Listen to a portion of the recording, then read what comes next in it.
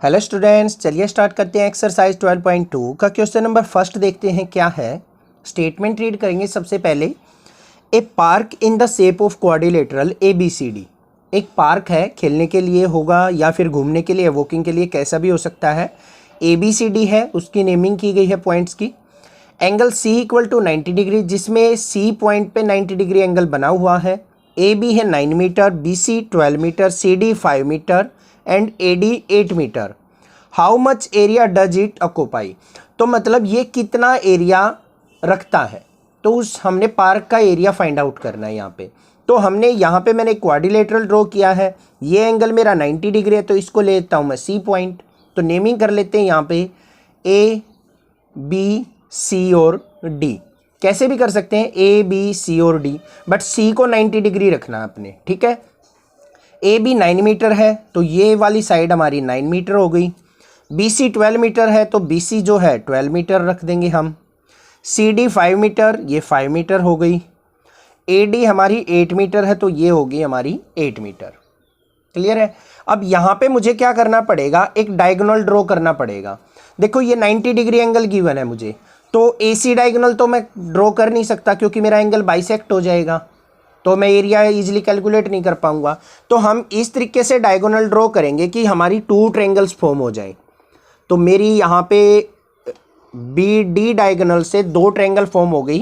एक तो ट्रायंगल ये फर्स्ट ट्रायंगल, एक ट्रायंगल ये second triangle.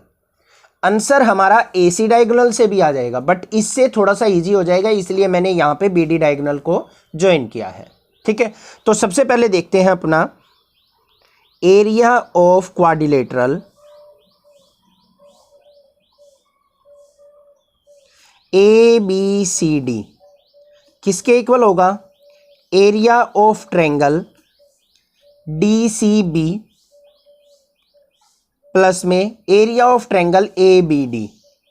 Area of triangle ABD, अगर मैं इन दोनों ट्रायंगल्स का एरिया ऐड कर दूं तो पूरी क्वाड्रिलेटरल का एरिया आ जाएगा मेरे पास। आई होप आपको समझ में आ गया है। चलिए देखते हैं, पहले हम एरिया फाइंड आउट करते हैं DCB का। इसको मान लेते हैं इक्वेशन नंबर फर्स्ट। तो एरिया ऑफ ट्रायंगल DCB, इसके अंदर देखो एंगल C हमारा 90 डिग्री है, बेस हमारा BC है, हाइट हमारा CD है। तो एरिया ऑफ ट्रायंगल DCB क्या हो जाएगा, area of triangle DCB is equal to, क्या फॉर्मूला यूज करते हैं, half into base into height. अब राइट एंगल ट्रायंगल है यहाँ पे, तो half into base into height हम फॉर्मूला यूज करके एरिया फाइंड आउट कर सकते हैं। तो कितना आ गया, 1/2 इंटू बेस है हमारा BC 12 इंटू हाइट है हमारी CD 5 है। 2 1 जा 2, 2 6 जा 12, 6 5 जा 30 मीटर स्क्वायर। ये चीज ध्यान रखनी है, एरिया हमेशा स्क्वायर में लिखा जाता है, ठीक है। तो 30 मीटर स्क्वायर एरिया आ चुका हमारा फर्स्ट पार्ट का। नेक्स्ट हमने फाइंड आउट करना है एरिया ऑफ सेकंड पार्ट। तो अब लिखना है हमें area of triangle ABD triangle का एरिया। अब इसको फाइंड आउट करने के लिए मुझे क्या करना पड़ेगा, वो चीज ध्यान से देखो। सबसे पहले मेरे पास क्या है, मेरे पास 2 साइड गिवन है, ये 9 है ये 8 है। मुझे चाहिए BD की रिक्वायरमेंट है। अगर ये साइड भी पता चल जाए तो हीरोन्स फॉर्मूले से मैं इसका एरिया इजीली कैलकुलेट कर सकता हूं। अब ये कैसे फाइंड आउट होगी, तो देखो हमारे पास BCD क्या है, एक राइट एंगल ट्रायंगल है, इसमें BD क्या है, हाइपोटेन्यूज है, तो और पाइथागोरस थ्योरम में अप्लाई कर सकता हूं। तो यहाँ पे एरिया ऑफ ABD कैसे फाइंड आउट होगा, इन ट्रायंगल BCD क्या हो जाएगा, BD का स्क्वायर इज इक्वल टू किसके हो जाएगा, BC स्क्वायर प्लस में CD का स्क्वायर। इस साइड का स्क्वायर और इस साइड का square is equal to hypotenuse का स्क्वायर। यही होती है हमारी पाइथागोरस थ्योरम। यहाँ पे लिख भी देंगे बाय पाइथागोरस थ्योरम। तो यहाँ पे BD की वैल्यू देखते हैं क्या आती है, BD का square is equal to, BC कितना है हमारा 12 है, तो 12 का स्क्वायर प्लस में CD कितना है हमारा 5 है, तो 5 का स्क्वायर। तो BD इज इक्वल टू किसके आ गया, स्क्वायर है उस तरफ जाएगा, अंडर रूट हो जाएगा। 12 का स्क्वायर 144, 5 का स्क्वायर 25, तो अंडर रूट आ गया 144 और 25 हो गया 169, और 169 का रूट होता है 13। तो हमारे पास बी डी जो आ चुका वो क्या आ गया 13। क्लियर है, 13 मीटर आ गया। तीनों साइड हमें पता चल चुकी है। अब हम इजीली अपना एरिया फाइंड आउट कर सकते हैं। ए साइड मान लिया क्या है हमारी 8 मीटर, बी साइड मान लिया क्या है 9 मीटर, और सी साइड हमारी कितनी आ गई 13 मीटर। अब तो कोई डाउट ही नहीं होगा, बिल्कुल इजीली हम फाइंड आउट कर सकते हैं। तो सबसे पहले सेमी पेरीमीटर फाइंड आउट करते हैं। कैसे निकलता है ए प्लस बी प्लस सी बाय 2। ए की वैल्यू क्या है 8 प्लस 9 प्लस 13 डिवाइडेड बाई 2। तो यहाँ पे क्या हो गया 13 और 9 क्या हो गया हमारा 22 और 8 30 बाय 2। तो 30 को 2 से डिवाइड किया तो क्या आ गया 15 मीटर। सेमी पेरीमीटर की वैल्यू आ गई हमारे पास 15 metre. Next area of triangle का फॉर्मूला क्या होता है, under root s into s minus a, s minus b और एस माइनस सी। इस फॉर्मूले का यूटिलाइज करेंगे और एरिया फाइंड आउट कर लेंगे। देखते हैं क्या आता है।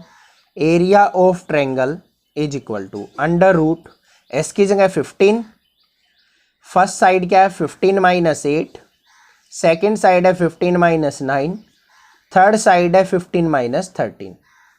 इसको सोल्व आउट करते हैं। Under root 15 as it is into में 15 माइनस 8 कितना हो गया 7, 15 माइनस 9 कितना हो गया 6, 15 माइनस 13 कितना हो गया 2।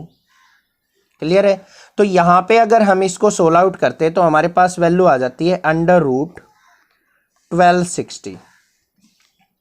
ठीक है, अब रूट आपने फाइंड आउट करना सीख चुके हैं प्रीवियस क्लासेज में, तो 1260 का रूट फाइंड आउट करना है तो ये आ जाएगा 35.5 मीटर स्क्वायर। सेकेंड पार्ट का एरिया पता चल गया, फर्स्ट पार्ट का एरिया पता चल गया। तो एरिया ऑफ क्वाड्रिलेटरल क्या हो जाएगा, put values in equation first. ये दोनों वैल्यूज क्या करेंगे हम, ये भी और ये भी इक्वेशन नंबर फर्स्ट में पुट कर देंगे।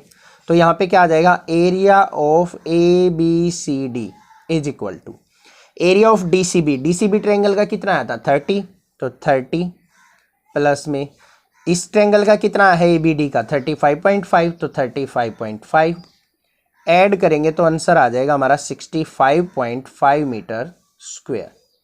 This is the answer. I hope आपको अच्छे से समझ में आ गया होगा, कोई डाउट नहीं होगा। कोई भी डाउट अगर आपको लगता है तो आप मुझे कमेंट करके बता सकते हैं। अब मैं आपको एक छोटी सी सजेशन देता हूं। 10th क्लास की वीडियोज में मैंने देखा है ऐसा, तो यहाँ पे मैं आपको बता रहा हूँ अभी जो एरिया से रिलेटेड हमारे क्वेश्चन होते हैं ना, जैसे 12 चैप्टर के अंदर है, 13 चैप्टर के अंदर है, इसमें एग्जैक्टली बिल्कुल एनसीईआरटी से मैच मत कीजिए आंसर। थोड़ा बहुत पॉइंट में फ़र्क हो सकता है। जैसे मेरा 65.5 आया है, हो सकता है बुक के अंदर 65.6 हो, क्योंकि जो अंडर रूट निकलता है ना वो अप्रोक्स वैल्यू होती है, एग्जैक्ट वैल्यू कभी नहीं होती है। क्योंकि इससे अगर रूट फाइंड आउट करेंगे ना तो 35.5 समथिंग आगे आगे तक वैल्यू चली जाएगी, तो वो राउंड ऑफ करके आंसर लिख दिए जाते हैं। तो घबराने की कोई ज़रूरत नहीं है, अप्रोक्स आंसर आता है तो आप इसको अप्रोक्स लिख सकते हैं, आंसर ठीक माना जाएगा आपको। तो यहाँ पे आपका प्रोसीजर ठीक होना चाहिए। और कोई डाउट अगर आपको लगे तो आप मुझे कमेंट करके पूछ सकते हैं। अदरवाइज इस चैनल को सब्सक्राइब कीजिए, लाइक कीजिए और शेयर कीजिए। Thank you students for watching this video. Thanks.